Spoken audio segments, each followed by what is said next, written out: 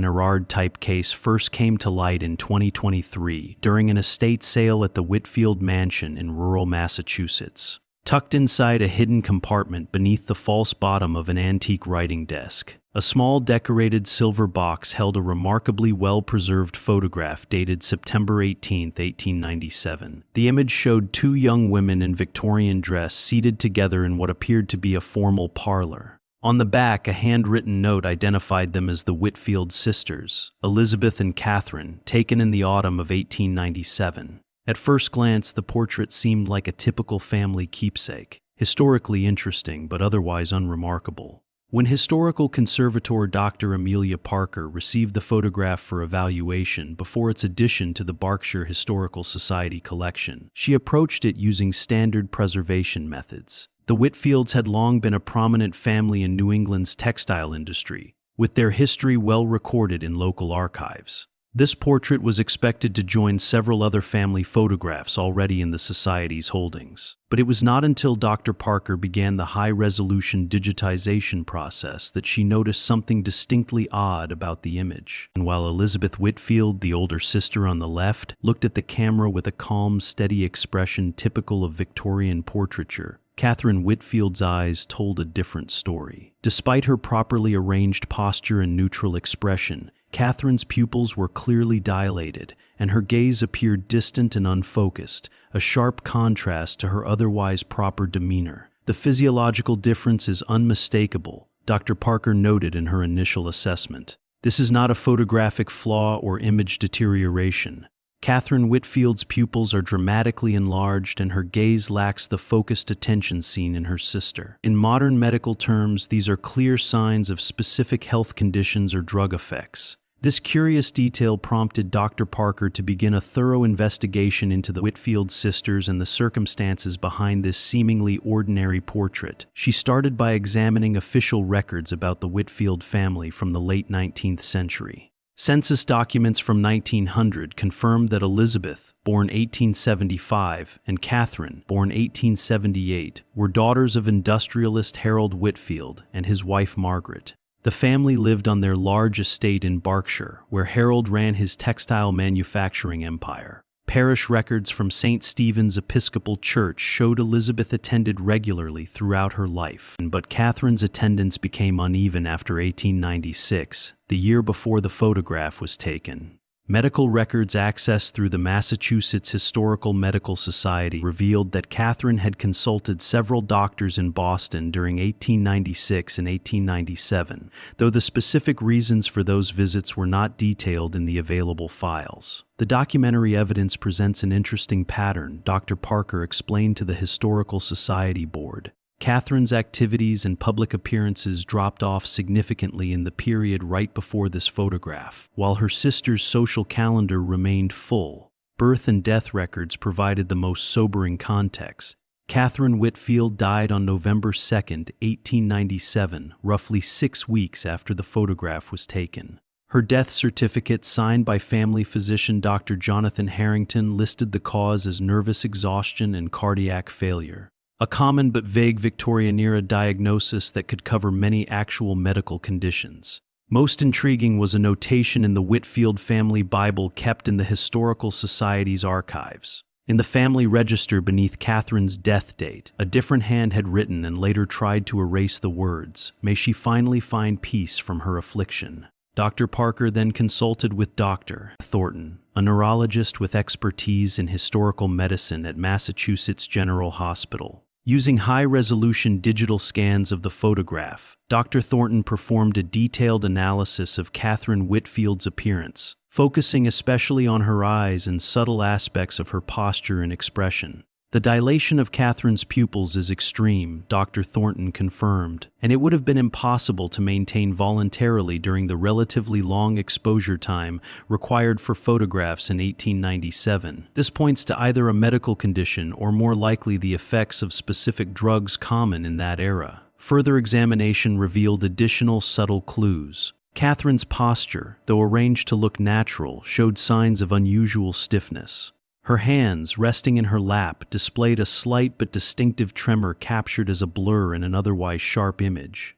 Her complexion appeared notably paler than her sister's, with pronounced shadows around her eyes, suggesting prolonged illness or fatigue.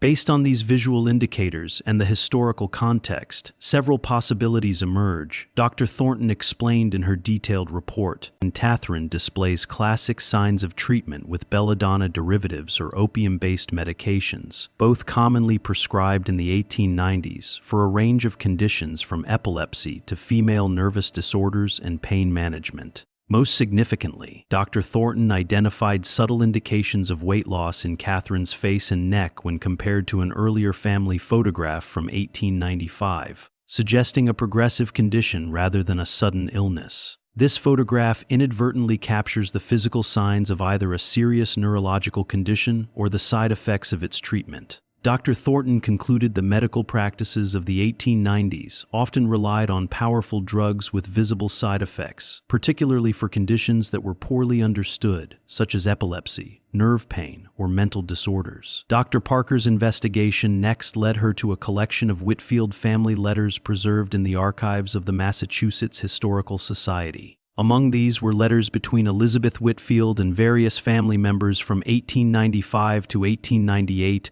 offering personal insights into Catherine's condition. In a letter to her maternal aunt dated February 1896, Elizabeth wrote, "Catherine's episodes have increased in both frequency and severity. Father has consulted specialists in Boston, but their conclusions differ. And Mother spends every night by her bedside now, fearful of what might occur in the darkness. We keep up appearances when visitors call, but in private, our home has become a hospital of sorts."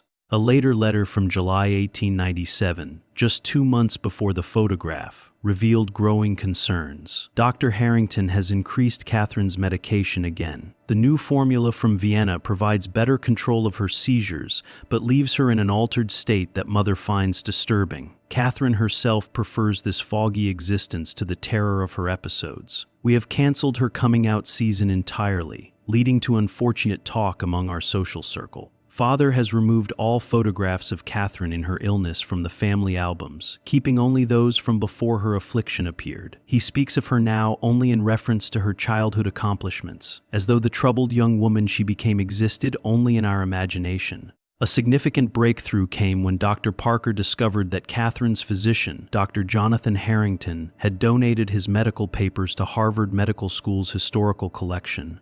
While patient privacy limited specific details in his official records, Dr. Harrington had kept a private research journal documenting interesting cases with patients identified only by initials. Concerning C.W., female, age 19, from 1896 to 1897, matched perfectly with Catherine Whitfield's age and timeline. Dr. Harrington described a case of progressive epilepsy resistant to standard treatments with detailed observations of seizure patterns and responses to various medications. An entry from March 1897 noted that he had implemented the bromide belladonna protocol as recommended by Dr. Gowers of London. Patient experiences significant reduction in major seizure events, but displays the typical mydriasis, or pupil dilation, and confusion. Family reports patient prefers these side effects to the alternative, dosage adjusted to maintain function while minimizing the most severe symptoms of the disorder. By August 1897, a month before the photograph, Dr. Harrington wrote, "C.W.'s condition continues to worsen despite aggressive medication. Major seizures now controlled, but minor episodes occur daily. Physical weakening apparent. Have consulted with specialists at Massachusetts General who agree that the outlook is poor. Family informed but father resistant to institutional care options." The final entry regarding C.W., dated October 30, 1897, just days before Catherine's death, stated simply, "Cardiac complications have developed. Bromide levels necessarily high to control neurological symptoms are likely contributing to heart strain. Knee advised to prepare for imminent decline." Dr. Benjamin Lewis, a medical historian at Harvard Medical School, provided context. The treatment of epilepsy in the 1890s was largely about managing symptoms and often dangerous by modern standards. Potassium bromide was the main anticonvulsant, often combined with belladonna derivatives. Both caused significant side effects, including the distinctive pupil dilation seen in the photograph. Long-term bromide use often led to bromism, a form of chronic poisoning that affected the heart, mind, and physical strength. Dr. Parker's research then led her to the archives of Harland Photography Studio, which had produced the Whitfield sisters' portrait. William Harland had been a well-known portrait photographer in Massachusetts from 1880 to 1915, and his business records, appointment books, and technical notes had been preserved by the New England Photography Historical Society. The appointment book for September 1897 confirmed the Whitfields sitting with a note indicating it was a home session rather than at the studio, an accommodation typically made only for important clients or those unable to travel. A small notation added, "Special considerations required, private arrangement with Mr. Whitfield." Most significantly, Dr. Parker discovered Harland's session notes, which included candid observations not meant for client review. Session at Whitfield Estate. Elder daughter composed and cooperative. Younger daughter physically present but mentally distant due to medical treatment. Father insistent on portraying normality despite obvious difficulties.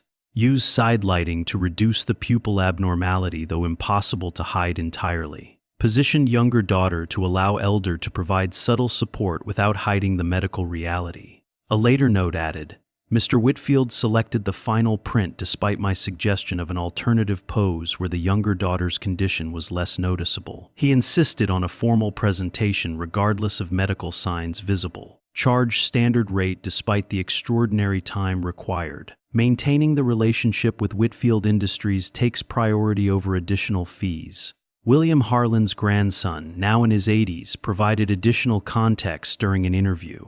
My grandfather's private journals mentioned the Whitfield session several times. It bothered him ethically. He believed photographs should capture truth, but wealthy clients often wanted images that projected family stories rather than reality. The Whitfield portrait represented this tension perfectly, a technically skilled image that both revealed and concealed, depending on how closely one looked.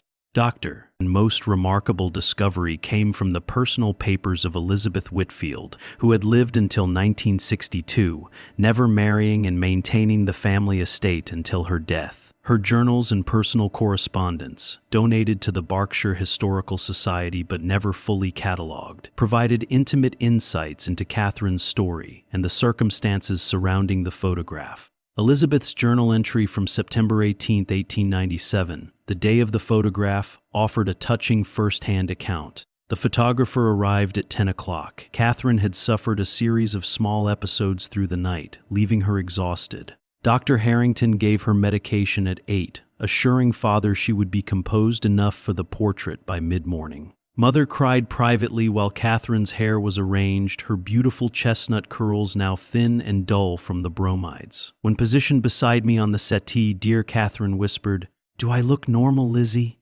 I told her she looked beautiful, though her eyes showed the effects of her treatment. Father watched the whole process with military strictness, as though his will alone could overcome her condition. The photographer worked quickly and kindly, speaking to Catherine directly even when her responses came slowly. And when he suggested perhaps another day might be better, Father replied that there might not be many more suitable days ahead, the only acknowledgement of her prognosis I have heard him make. A later entry from October described the family's reaction to the finished portrait. The photographs arrived today. Mother took one look at Catherine's eyes in the image, so empty and changed from the bright gaze of her childhood, and left the room in distress. Father examined it calmly, declaring it excellent, though I noticed a tremor in his hand. Catherine herself studied it longest, touching her own face in the image, and murmuring, "So this is how you all see me now." I could not bring myself to tell her that the image actually made her current condition look better than it was, as her decline had sped up since the sitting. After Catherine's death, Elizabeth wrote, "Father has placed the portrait in his study. Though visitors often ask uncomfortably about Catherine's unusual appearance in the image, he tells them simply that she was feeling unwell that day, but wanted to be photographed with me anyway." This half-truth seems to satisfy social expectations while allowing him to keep her image present in our home. I find it the most honest representation of our final months with her. Catherine, physically present but increasingly distant, held to this world only by our hands and the medications that both kept her here and diminished her. Through extensive research across multiple archives, Dr. Parker gradually put together the complete story of the Whitfield sisters and remarkable portrait that had documented both their relationship and Catherine's medical reality. The final part of this investigation explored how the portrait had been viewed and preserved by later generations. Harold Whitfield had kept the portrait prominently displayed in his study until his death in 1915, after which Elizabeth maintained it in the family home. Family letters revealed that visitors often commented on Catherine's unusual appearance in the image, with Elizabeth typically offering simple explanations about her sister's delicate health rather than discussing the specific nature of her condition. When Elizabeth donated most family photographs to the Historical Society in the 1950s, she noticeably kept this particular portrait, storing it in her private quarters. Her will specified that the writing desk containing the hidden compartment where the photograph was eventually found should remain sealed until 20 years after her death, suggesting she wanted the image preserved but not immediately revealed. An epilogue came from Elizabeth's final journal, written in her 80s. In an entry from 1960, she reflected, "I have kept Catherine's true story private all these decades, honoring Father's wish to protect our family name from the stigma of epilepsy. But as I near my own end, I find myself troubled by this partial erasure of who she truly was. The portrait Father insisted upon, the one that shows her eyes altered by the very medications meant to help her, has become precious to me precisely because it captures something true about her struggle, even as it failed to capture her spirit." She continued, "Medical science has advanced remarkably in the decades since we lost her. I read that children now survive and thrive with the condition that took my sister. I wonder what Catherine might have become had she been born in this era rather than our own. The portrait will remain hidden during my lifetime, but perhaps future generations will see in her dilated pupils not something to hide, but evidence of how far treatment has progressed. How what once required heavy sedation can now be managed without sacrificing the person to save the patient." When Dr. Parker's research was complete, the Berkshire Historical Society featured the portrait in a special exhibition titled Hidden in Plain Sight: Medical Realities in Victorian Photography. An exhibition placed the image alongside advances in epilepsy treatment over the following century, fulfilling Elizabeth's hope that her sister's image might eventually serve a purpose beyond family memory, documenting both the medical challenges of the Victorian era and the human experiences behind clinical histories.